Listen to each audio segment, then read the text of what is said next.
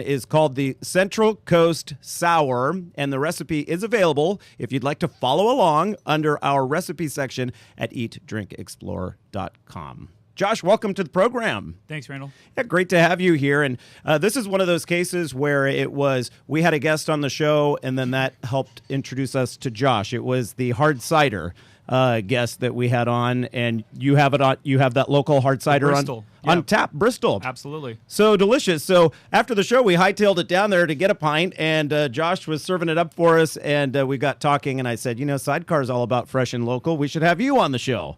And then one of the drinks that Anthony, our audio guy, has ordered is the Central Coast Sour. We all love it. And so we thought, let's feature that. And so what goes into this, and how did you come up with it? Well, it's really based on a very old recipe, one called a New York Sour, which actually calls for rye whiskey, fresh lemon juice, a little bit of sugar, and then a red wine float. Being that we're on the Central Coast and I wanted to do something, a little twist on a classic cocktail, I went ahead and subbed out the rye whiskey for gin. And at Sidecar, we are super fortunate. We've got one of our bartenders who's actually, his name is Brian Middlecamp. He's part of the family that runs Rocking MC Ranch, which is the Middlecamp Ranch, and they provide all of our fresh citrus. That's out by like the Rigetti Farm and exactly such, right. Edna Valley, right? Exactly right. Out there in beautiful Edna. It couldn't be more beautiful. I've done stories out that way, and I always think, this is paradise. No, every opportunity I get, I drive out there and just daydream about living on a farm out there one day. Right. But Brian actually, it's amazing at Sidecar, we have the opportunity to get our citrus delivered by one of our own bartenders that he picks morning of. He does Meyer lemons, tangerines, navel oranges, limes, pomegranates, persimmons. They have award-winning olive oil. I mean, it's incredible produce. Talk about easy foraging. No, I mean, it's literally, he picks it, comes into work, and we got it, and we're good to go. So, given that that's our produce situation, I really wanted to highlight that as well.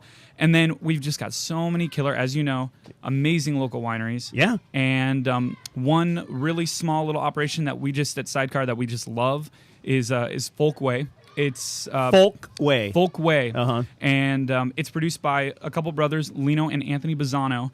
And actually, Anthony comes in to the restaurant all the time. He's just super cool guy, really humble, just does it because he loves it, and produces a product that you can tell a lot of love went into. Yeah. And the particular blend that we use is a 51% Merlot, 40% Cab Franc, and 9% Cabernet Sauvignon.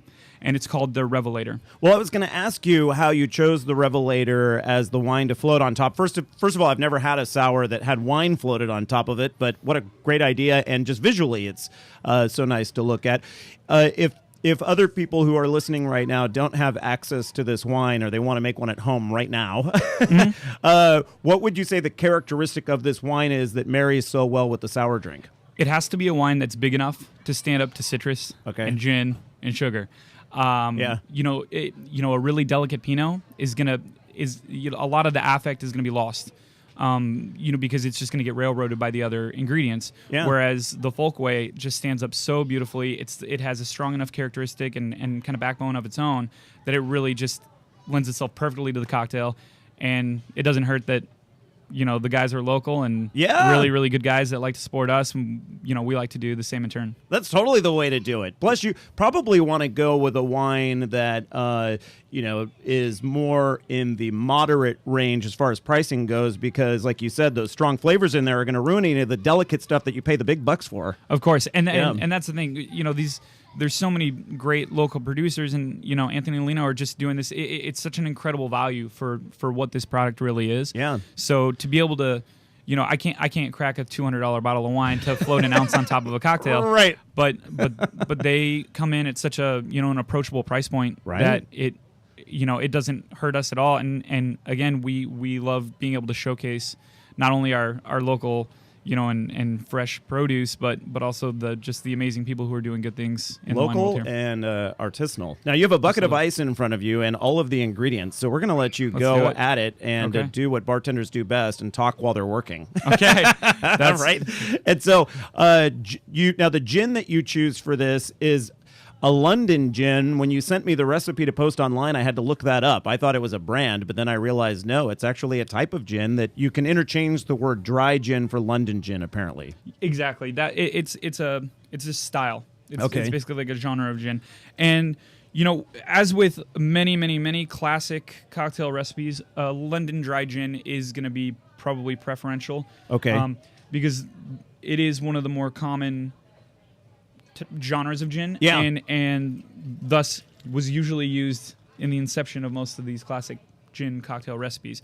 And that's really what you feature at Sidecar are classic cocktails with maybe a basement twist, something something grandpa might have been doing down in the basement during Prohibition or something. That's exactly what we try to do. Absolutely. It's right? It really is our philosophy. We want to be grounded in the classics. We want to be able to offer a good, pure, clean cocktail. And we also like getting creative with it. So, cool. Josh, we're going to take a sip of that when we come back from the commercial break because you're at the do a little shake into the we have to give people the shake sound. While Josh mixes up his Central Coast Sour, we're going to head off to the commercial break, and we're heading down to the street in just a moment.